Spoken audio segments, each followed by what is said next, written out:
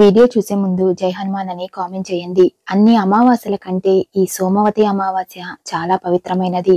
సోమవారంతో కలిసొచ్చే అమావాస్యను సోమవతి అమావాస్య అని అంటారు.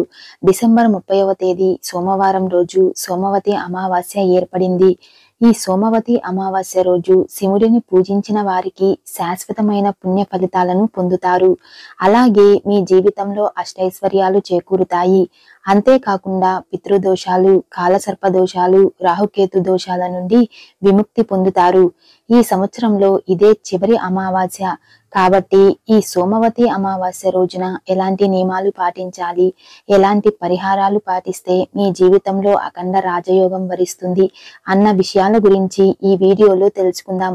వీడియోని స్కిప్ చేయకుండా చూడండి. మా తెలుగు ట్రూ ఫ్యాక్ట్స్ ఛానల్ ని ఫస్ట్ టైం చూస్తున్నట్లయితే మా ఛానల్ ని సబ్స్క్రైబ్ చేసుకోండి. ఈ సోమవతి అమావాస్యను శివుడికి అంకితం చేయబడింది కాబట్టి ఇంతటి శక్తివంతమైన సోమవతి అమావాస్య రోజు స్త్రీలు బ్రహ్మముహూర్తంలో నిద్రలేచి తలస్నానం చేసి మీ ఇంట్లో శివుడికి పూజ చేయాలి. ఎవరైతే ఈ సోమవతి అమావాస్య రోజున శివుడిని పూజిస్తారో వారికి కోటి జన్మల పుణ్యఫలం లభిస్తుంది.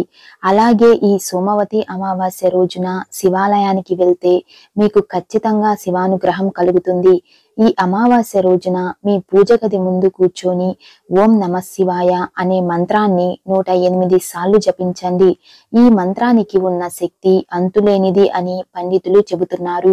ఈ సోమవతి అమావాస్య రోజున ఈ మంత్రాన్ని జపించిన వారికి అష్టైశ్వర్యాలు చేకూరుతాయి.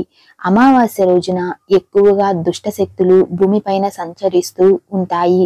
ఈ దుష్ట శక్తులు మన ఇంట్లోకి ప్రవేశిస్తే మన జీవితం మొత్తం అల్లకొల్లోలం అవుతుంది.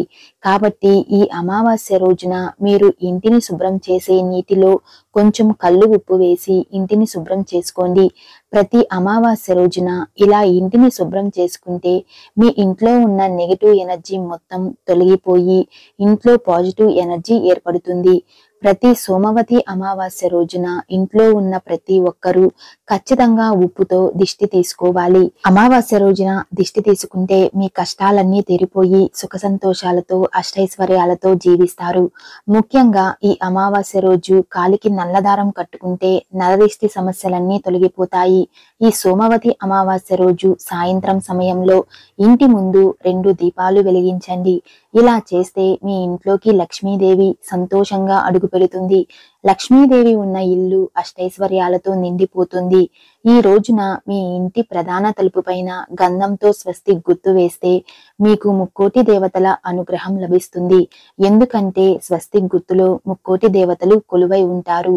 అమావాస్య తిథి లక్ష్మీదేవికి కూడా అంకితం చేయబడింది కాబట్టి ఈ అమావాస్య రోజున కల్లు ఉప్పును కొనుగోలు చేసి మీ ఇంటికి తెచ్చుకుంటే మీ డబ్బు సమస్యలన్నీ తొలగిపోయి మీ ఇంటి ఆదాయం రెట్టింపు అవుతుంది. అలాగే ఈ అమావాస్య రోజు సాయంత్రం సమయంలో ఒక గిన్నె నిండా ఉప్పును వేసి మీ పూజ గదిలో పెట్టుకోండి.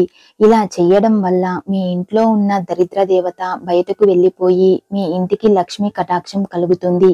అమావాస్య రోజున పొరపాటున కూడా ఎవరికి డబ్బులు ఇవ్వకూడదు. అలాగే ఈ రోజున మధ్యాహ్న సమయంలో నిద్రపోకూడదు. మన హిందూ మతంలో గుమ్మడికాయను లక్ష్మీదేవి స్వరూపంగా భావిస్తారు కాబట్టి ఈ అమావాస్య రోజున ఒక గుమ్మడికాయను ఇంటికి తెచ్చుకొని మీ ఇంటి గుమ్మం ముందు కట్టుకోండి. అమావాస్య రోజున ఇంటి ముందు గుమ్మడికాయను కట్టుకుంటే మీ ఇంటికి ఉన్న దరిద్రం మొత్తం తొలగిపోయి మీ ఇంట్లో లక్ష్మీదేవి తాండవిస్తుంది. ఈ రోజున గుమ్మడికాయ కట్టలేని వారు కలబంద మొక్కను అయినా కట్టుకోవచ్చు. అమావాస్య రోజున పొరపాటున కూడా నల్లటి వస్త్రాలు ధరించకూడదు. ముఖ్యంగా ఈ రోజున స్త్రీలు జుట్టు విరబూసుకొని బయటకు వెళ్ళకూడదు. అమావాస్య రోజున జుట్టు విరబూసుకొని బయటకు వెళ్తే మిమ్మల్ని దుష్ట శక్తులు వెంటాడుతాయి. శాస్త్రాల ప్రకారం అమావాస్య రోజున రాత్రి సమయంలో పెరుగు ఉప్పును తినకూడదు. చీపురును లక్ష్మీదేవి స్వరూపంగా భావిస్తారు. అందుకే ఈ అమావాస్య రోజు లక్ష్మీదేవి స్వరూపమైన చీపురును కొనకూడదు.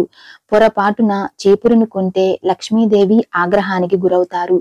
దీనివల్ల మీ ఇంటి ఆదాయం తగ్గిపోతుంది. సోమవతి అమావాస్య రోజున ప్రతి ఒక్కరూ ఖచ్చితంగా తలస్నానం చేయాలి.